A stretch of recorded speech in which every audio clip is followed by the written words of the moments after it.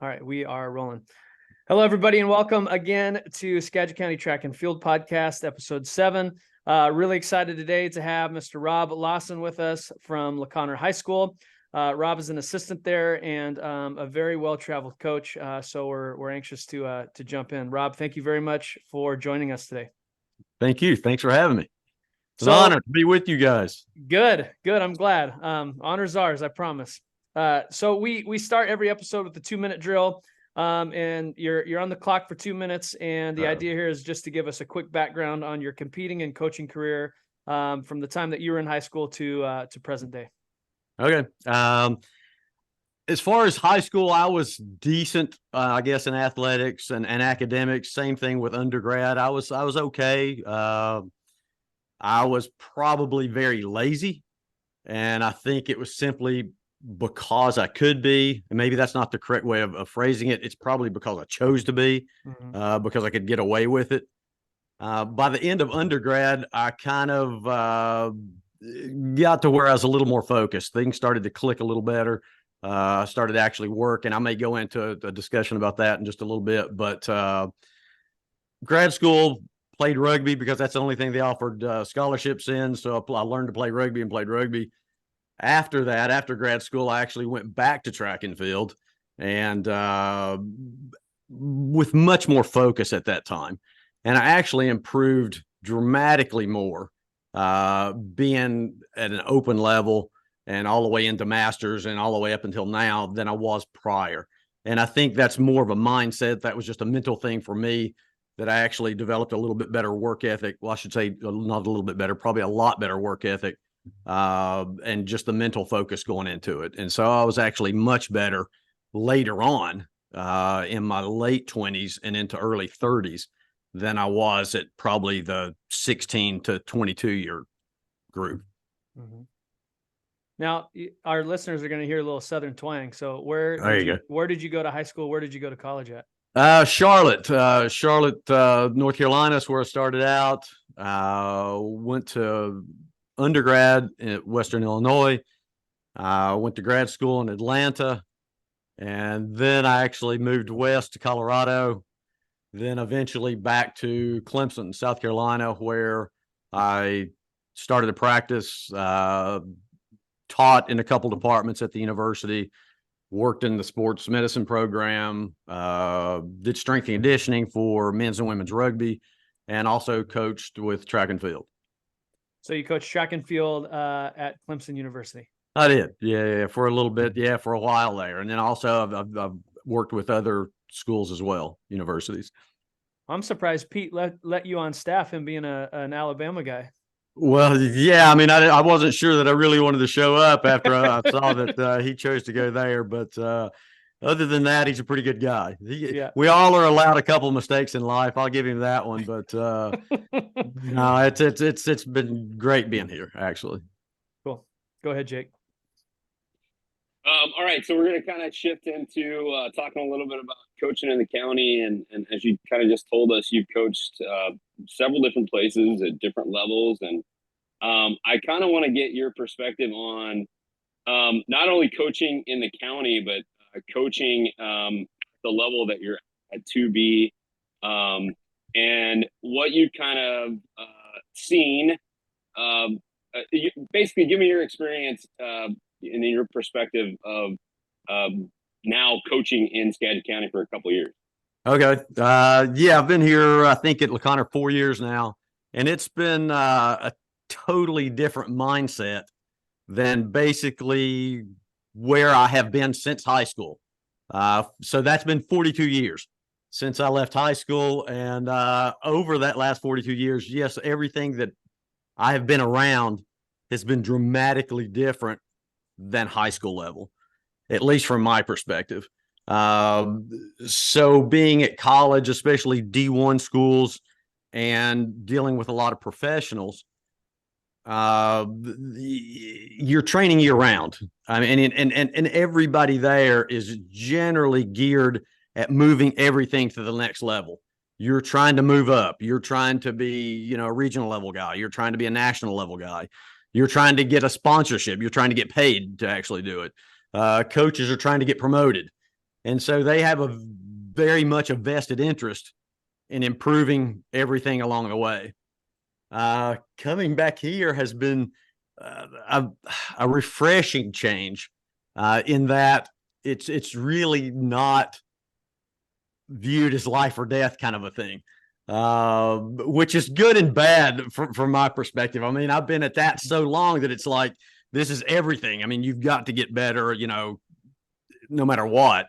To come back to this is very, very different. And also being at this size school is very, very different. I'd never been around anything like a 2B school, even like a 1A, 2A schools. I'd never been around anything that size. And so in my ignorance, I had never even heard of a 2B school. I didn't know such a thing existed. And so to come here has been very, very different, much more laid back. And so it's much more oriented toward the athlete as far as not just what they can do as far as move up in levels, because at high school, you're not going to have that many to move on to college. And so it's more a matter of helping these guys progress, not only as an athlete, but just as a human being, to give them something that I didn't have, a work ethic, that type thing. If you can do that as coaches, man, you've contributed to this person's life, not only in sports. I mean, naturally you would in that arena, but also in everything else that they're going to endeavor to do. If you can give them a work ethic and give them an ability to focus on something, man, you've made a huge contribution. And so that's been very, very nice coming back here to a smaller school at a high school level and doing that. Great. I really appreciate it. Like I said, it's not only not being, because I'm obviously not from Skagit County either. So it was a world change for me, but also the different levels that you coached. I really appreciated kind of hearing that change in perspective and kind of what that looks like. Now, kind of more specific to Skagit County, obviously we've talked to other coaches about our long-standing county meet. What have been your impressions of that county track meet? Simply put, it's actually fun, at least from my perspective, and from what I've seen from the other coaches and athletes. I think they view it the same way. It's fun. They're excited to be there.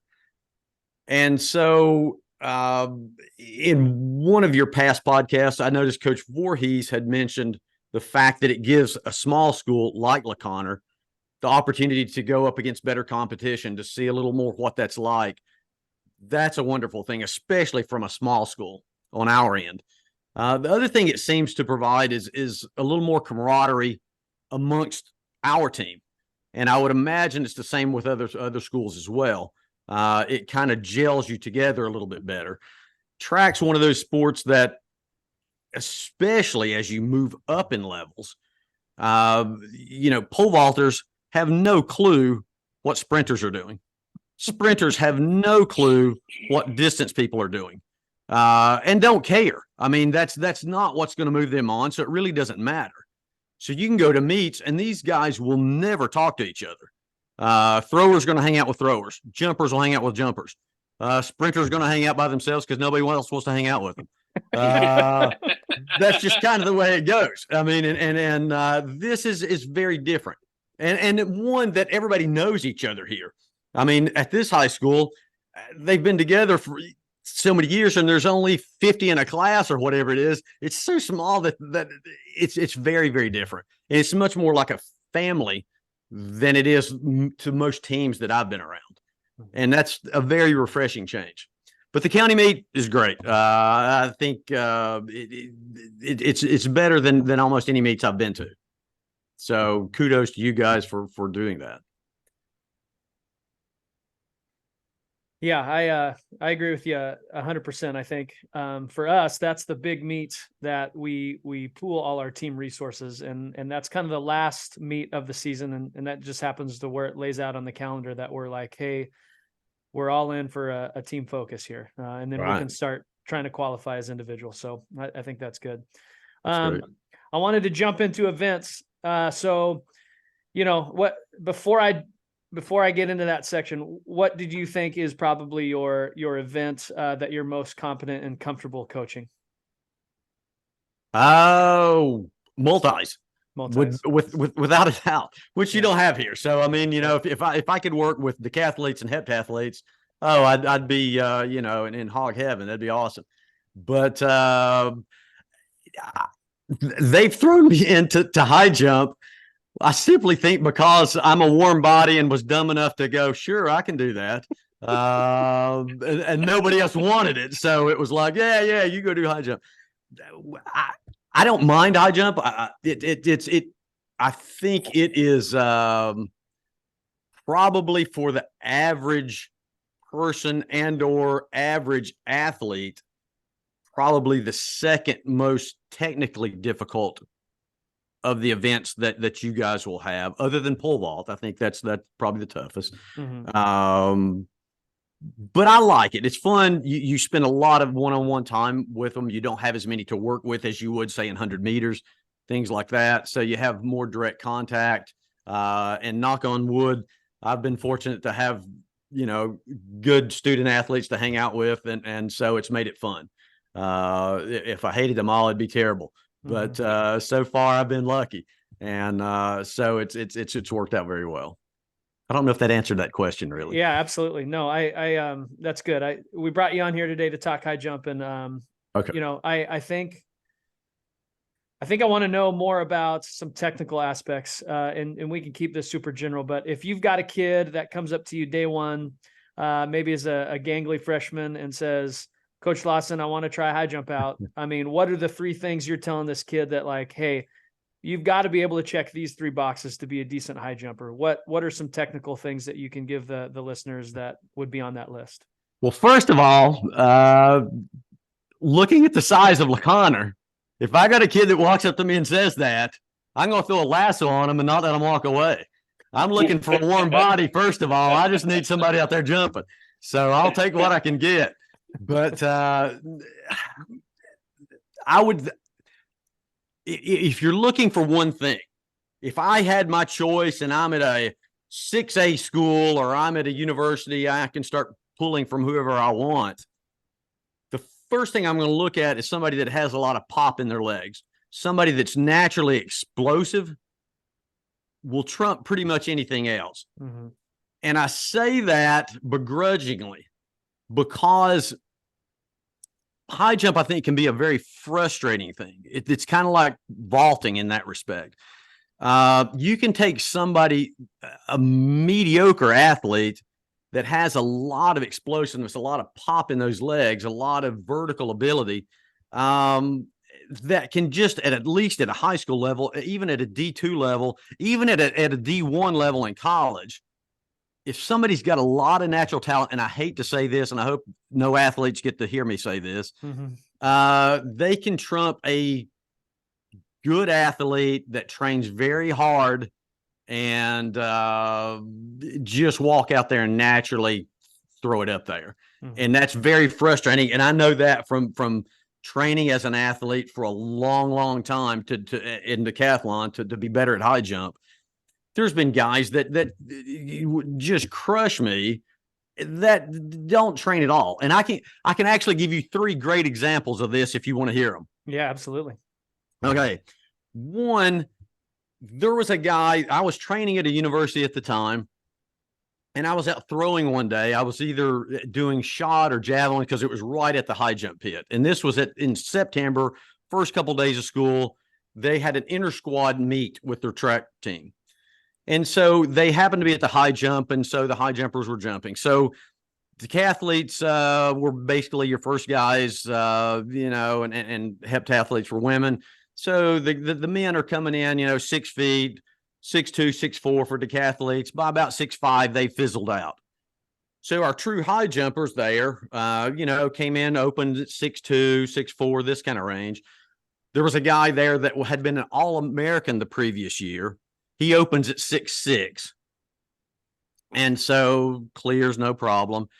And so the throwers were over there talking to me, and I'm kind of watching, these guys high jump, and there's this kid laying down. He's literally laying on the track over there, and he's set over with the guys that are going to jump. And I'm like, who's this guy? He was a freshman, little dude, got my size, 5'11", wasn't thin, basically my size. Just, it didn't look like a high jumper at all. And I'm like, who's this guy? And they're like, it's a new kid. Supposedly he's really good. And he hasn't opened yet at 6'6". Wow. So they moved to 6'9". The All-American clears. This guy opens at 6'9", clears it on first attempt by 3 to 4 inches. Easy. And I'm like aghast. I'm like, what just happened? I mean, that's remarkable. So they go to like 6'10.5". The All-American clears on maybe a second attempt.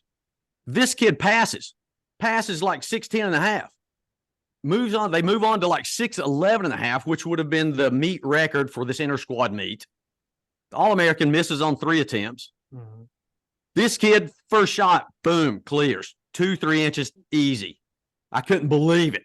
They moved to like 7'1", and it actually isn't. It wasn't like in feet inches. It was in meters, but it's equivalent, roughly 7'1". Yeah, clears it first attempt by a good inch or two, and they just stop him at that point and say, "All right, we're just moving on, so we can move on to the next event." Couldn't believe it. The kid hadn't trained, hadn't done anything. Okay, that's story 1. Story 2. There's a basketball player from a small, and I can't remember this guy's name, and I don't remember the school. It was a small southern Midwestern school, was a basketball player. And so I don't think he was even a very good basketball player. And he was kind of running his mouth to some other athletes. Is either in the weight room or at the dining hall, whatever. And so there happened to be a high jumper there at the time, and this guy was talking about how great he was at jumping, and he could dunk from here and dunk from the foul and all this stuff. So the high jumper's like, okay, you come out tomorrow and let's see it, big mouth. I want to see you jump. This guy was like, I can jump over my head, no problem. And he was like 6'5". And the jumper's like, there's no way, okay, we'll see tomorrow. Kid comes out, basketball shoes, doesn't know what he's doing at all, clear 6'6". First time he's ever high jumped. Yeah. So they go to the coach and they're like, this guy's like a phenom here. He clear. And the coach went out and he's like, there's no way. He clears like 6'6", first time. And they have the indoor meet, the indoor conference meets like 2 weeks later. The coach is like, you're on the team. You just show up and do whatever you do, whatever, and we'll be happy. Mm-hmm. He wins the conference at like 6'9.5". In basketball shoes, doesn't want traction, doesn't want spikes, can't do an approach, doesn't know anything. So over time, over the next couple of years, this guy ends up going to like the world championships, wins the world championships at like 7'8.5", I'm sorry. And never really trains much for it. Still doesn't use spikes, only at meets. Never learns. His technique's horrible. And I don't think he even qualifies then to go to the Olympics, or I don't think he won a medal or anything like that. But he did win the world championships at 7'8.5", with virtually no training. Mm-hmm. Story 2. Last one, real short. I trained with a guy, a high jumper, off and on when I was a decathlete, and he was willing to hang out with me. He was a 7'1" to 7'4" guy, consistently. One of the laziest people I've ever trained with in my life. Didn't do squat. He was horrible in the weight room. He was always injured, always had some kind of minor thing going on, laid around on the mats most of practices, didn't hardly do anything, and was just, but the coaches wouldn't give him too hard of a time because he would win the conference every year. Did consistently, and it was like, didn't train much at all. And I would not want to tell athletes this, especially high school athletes, to get them discouraged. But you can work your butt off, and I did for decades at trying to be decent at high jump, and these guys would still blow me away, and that can be very frustrating as far as being a high jumper. Yeah, it's almost philosophically, if you've got a kid that comes out and is rocking it day one, it's almost like, what can I do as a coach to not screw them up rather than confuse them, give them way too much, overcoach them? Yeah. I would 100% agree with you. I mean, it's if you're going to make an omelet, you have to break some eggs sometime. So if you're looking at this kid to go to college and he has the, or she has the potential to do that, you want to start cleaning things up. And the earlier you can get to that, the better long term. Mm-hmm. But if you're looking at it as like, oh man, we just need this guy or woman to score points at this meet, you're almost better just almost staying out of the way. Sometimes, unfortunately, if you're looking long term, you want to make those changes, and sometimes that messes them up, and they'll get frustrated with that. And so, one of the things that what you had just asked about, what am I looking for? Number two, other than that, if you can find this freak out there that has this crazy ability, jumping ability right off the bat, which you're probably not going to find. You might find one in your career as a coach, but and even that you're probably lucky. But other than that, the second thing is probably coachability. Somebody that's not going to get frustrated, because it is a technical thing. It is something you're going to have to work through. It is something that you're going to have to pull them back and go, wait, we just can't spend all of our time trying to jump over a bar. We actually need to work on these other aspects as well. Coachability is a big thing. That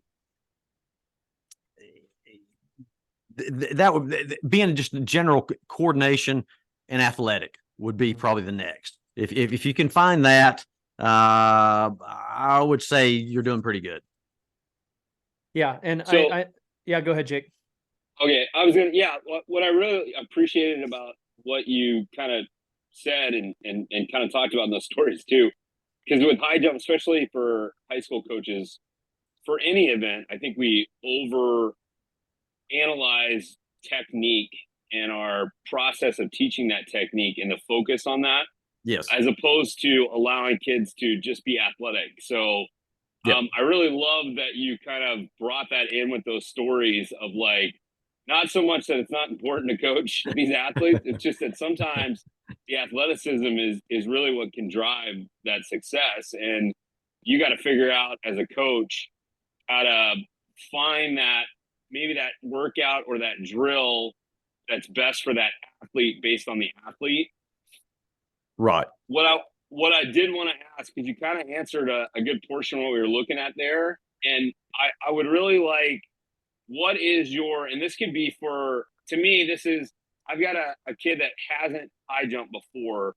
What's my favorite workout or drill to kind of initiate them into the fire that is high jump? Because like you said, you could break every aspect of the approach and over the bar and all the other stuff.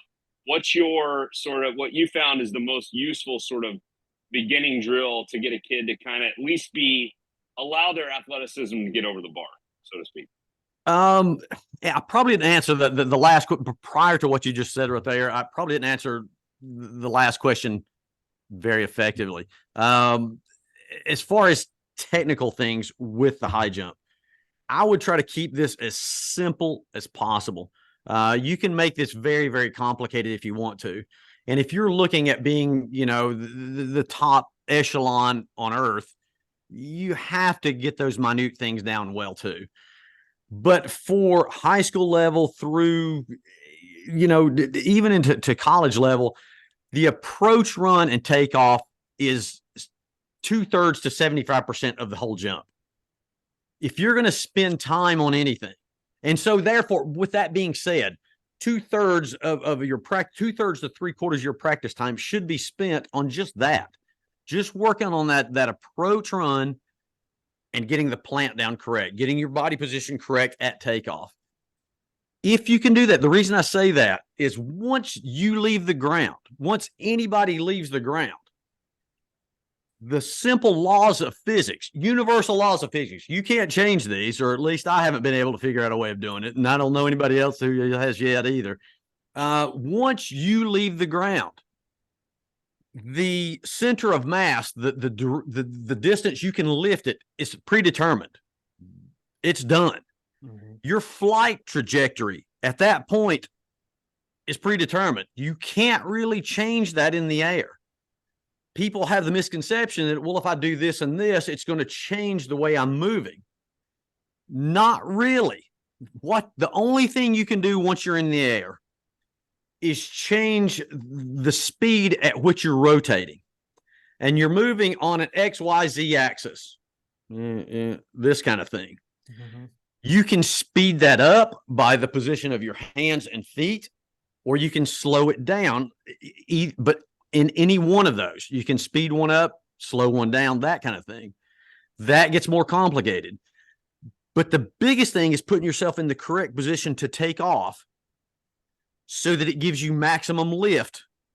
And once you do that, most of the jump will take care of itself at a basic level. You're going to at least achieve the maximum height that you can possibly achieve.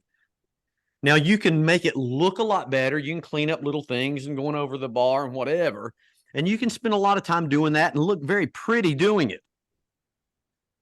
But then the question boils down to, would you rather look pretty going over a 5-foot bar, or would you be, pretty satisfied with being a little uglier and going over a 6-foot bar? Mhm. I personally would rather look ugly going over a 6-foot bar.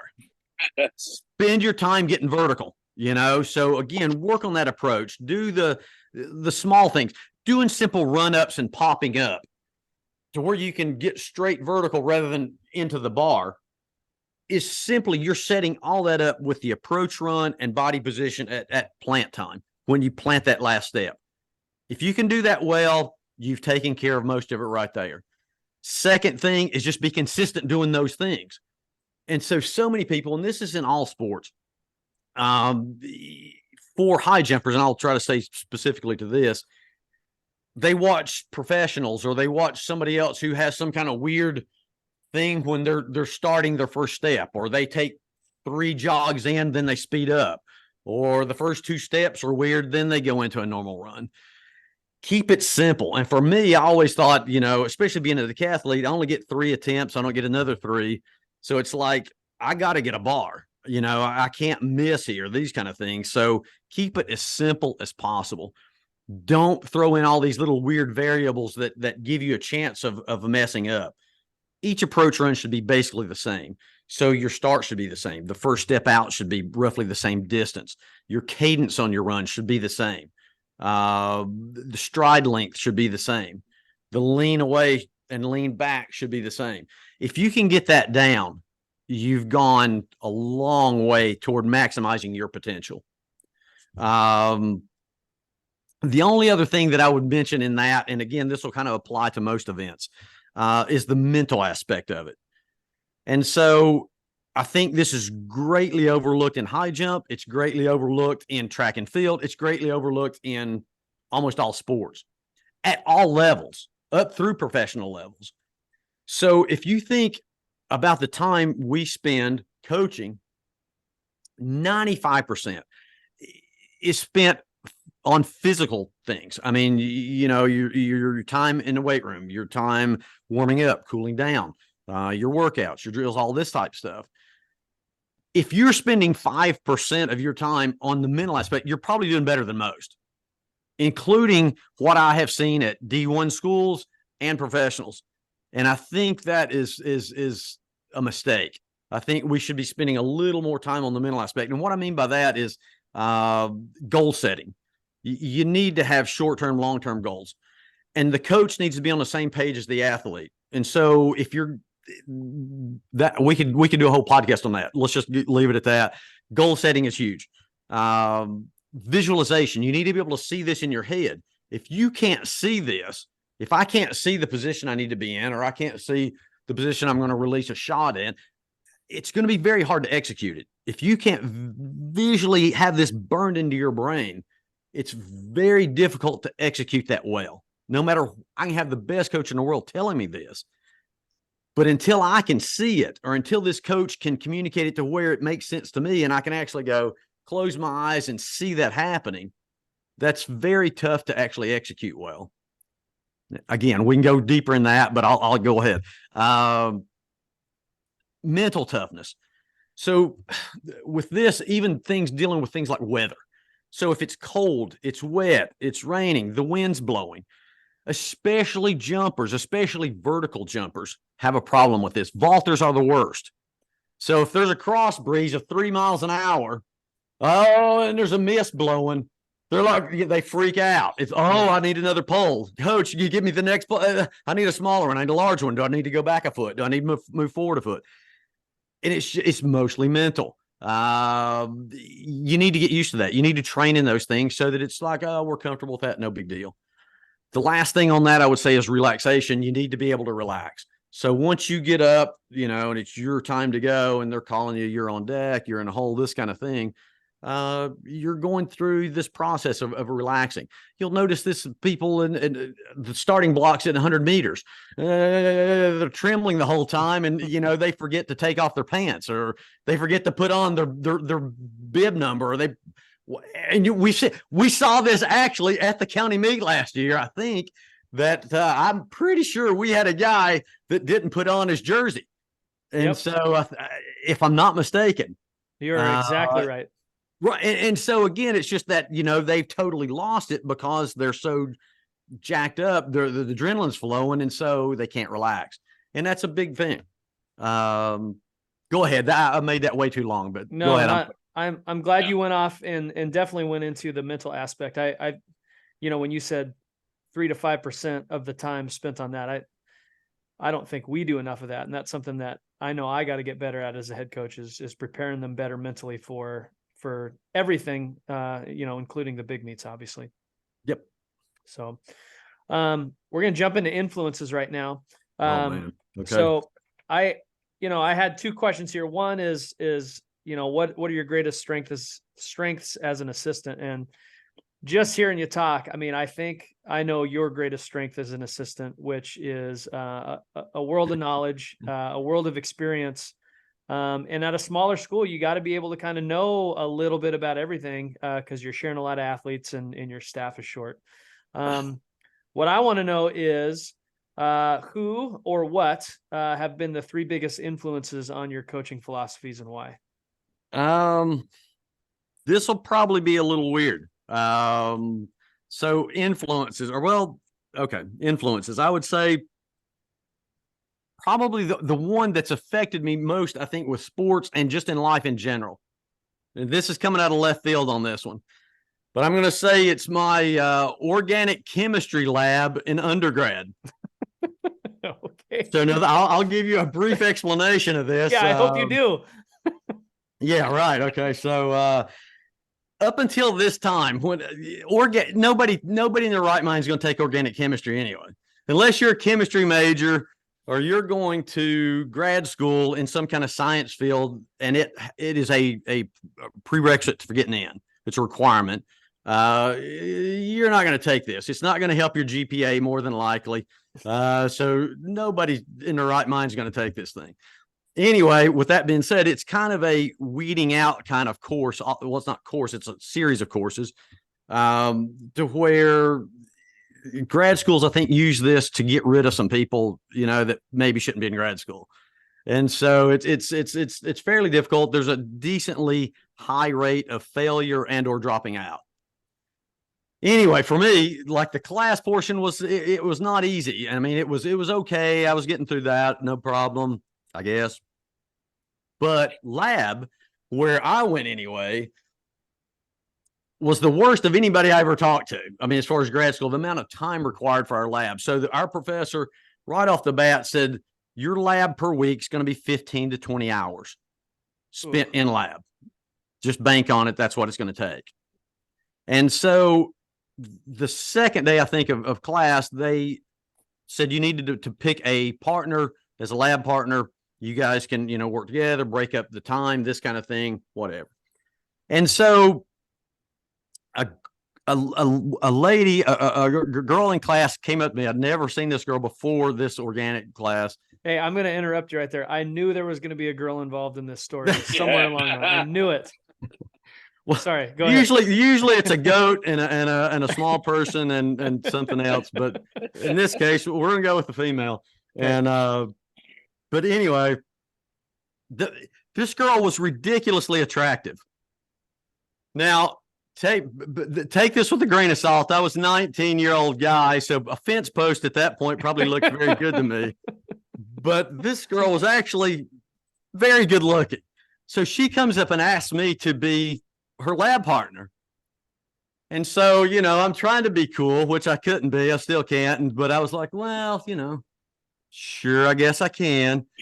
And I was like, yeah, I was jacked. I was like, oh, of course, this is awesome. I can't believe this. Obviously, she didn't have very good vision and she couldn't hear very well. That's why she chose me. But anyway, so we start doing our lab. We get in the lab. We're doing a lab. And we spent 4 hours together. Then I did like the next 4 hours roughly of work. She was going to do the next 4 hours of work, ballpark. So I come back and it's totally messed up. She botched the whole thing. So it's like we had to start completely over again. So I had wasted 8 hours. and she didn't have much of a work ethic at all. Not that mine was great, but it was way better than hers. And so I went to the professor and I started evaluating this. I'm like, I have to get through this. I can't mess this up. I have to get through this to get in grad school. If I really want to go to grad school, I got to learn to actually start working. So I thought about this, and the professor said, I asked him if I could just drop and do it on my own. And he's like, are you sure you want to do this? It's a lot of work, whatever. And I'm like, either I'm going to make it on my own or I'm not. If I fail, it's totally on my back. No problem. I'll do it. But I'm not going to mess up because somebody else messed me up. And so at that time, I think I had kind of a shift. I kind of flipped a switch for some reason mentally and developed a work ethic and ability to focus a lot better because I had to. And so it kind of forced me into it. And beyond since then, I think I've greatly improved in that regard. So as far as something that kind of had an influence on me, that one particular moment, that one little thing, I think really changed the trajectory of my life. And that's a weird thing to say. Other than that, so moving on to number 2, I've had a ridiculously good fortune as far as people that I've been able to be around over, like I say, that 42 years since high school. I've been able to compete with very, very good athletes. I've been around some very, very good coaches. And working on athletes professionally also as a physician and things like that, I've got to be around some very, very good people. And so I've just been very privileged to be around that for a long time. And I always just thought, when I was training and being able to hang out with these guys and train and this kind of stuff, it was like, well, this is just normal. Everybody does this. But in retrospect, it was like, it was just unbelievable the amount of really good people that I've been around. And so that's helped me tremendously. Third, that's number 2. 3, I'll go with actually Coach Voorhees and the other coaches here at LaConner have helped me a lot, I think, kind of adapting to high school. And I'm still working on that. And that's definitely a work in progress.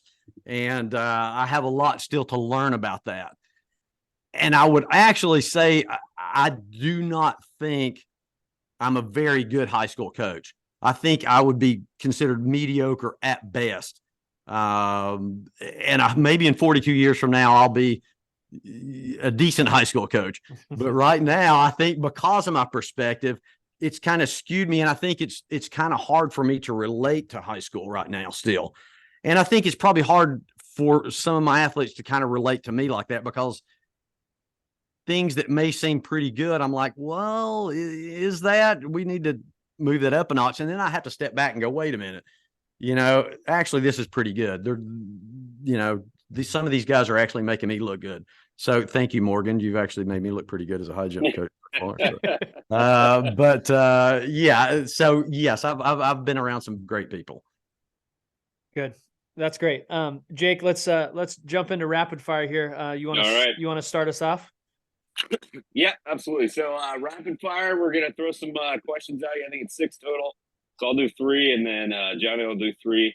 And these are what we're looking for here is it's just kind of the first thing pops in your head, 1 to 2 word responses. So we don't need much explanation. We just need kind of what jumps out at you. You're saying this because of all those long stories I've launched into. No, not at all. Not at all. Not at all. All right, lob me up a couple softballs here. All right, we'll see if we can do this. All right. All right, here we go.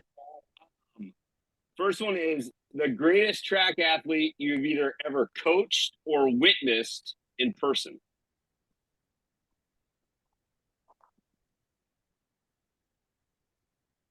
Chris Hutchins. He was a medalist in the Olympics, a decathlete. Also, one guy right. Oh man, I'm making it too long. I'll leave it at that. Great, Chris Hutchinson. Look it up. All right. Second question: the food you miss the most from South Carolina? Oh God. I eat pretty much anything. I've just kind of conditioned myself. Generally, for me, it's a matter of quantity, not quality. So I'll pretty much shovel down anything. So it doesn't matter where I'm at. I'm going to put it down. All right. Best thing about living in the Pacific Northwest? The mentality of people and the geography. Cool. Okay, who's your favorite professional track athlete of all time, alive or dead? I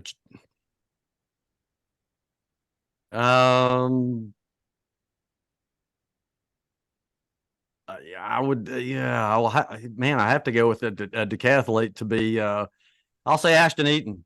Nice. Most difficult event in track and field?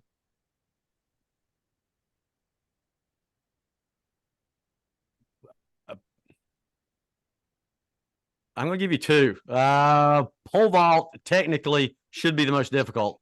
I think it requires the most things. You need to have a lot going on to be a good vaulter, to be a really good vaulter. If you're going over 5 meters and up, then you got to have a lot happening. For me personally, I would say in doing a regular decathlon, pole vault, but second, in doing double decathlons, which I've done several of those as well, the freaking steeplechase is just bloody brutal, man. It's just crazy. Go ahead. Long answer. I think the steeplechase would be brutal no matter if it was standalone or in a double decathlon. Exactly. Yeah. Okay, last question. Your favorite band or music group of all time? Oh, wow. I guess being a physician, I've been rather partial to The Cure. Yes. Yes. Oh, God. That's great. Oh, man. That's awesome. Rob, you've been an absolute blast and a pleasure. You're an unbelievable storyteller. And I tell you this, the best part about the county meet is the coaches social afterward on that Friday. And so I'm looking forward to hearing some more stories this year as we approach that date. All right. I appreciate you taking time and so grateful that you're on. No worries. Thank you, gentlemen, for letting me be on. I think you're simply trying to apply to a different demographic with me, aren't you? Like the elderly females from like 68 to 87 who've lost their vision and because I've been told I'm actually very popular with them. I don't know. Rob, there's a podcast for everybody. I'll just leave it at that. Absolutely. If it's an unintentional, population demographic grab, we'll take it. So yeah, that's right. Absolutely. Yeah, I think it's gonna go. It's gonna rise at least a point or two right there on that one. All righty. Thanks again. Man. All right, Thanks, guys. Rob. See you. Bye.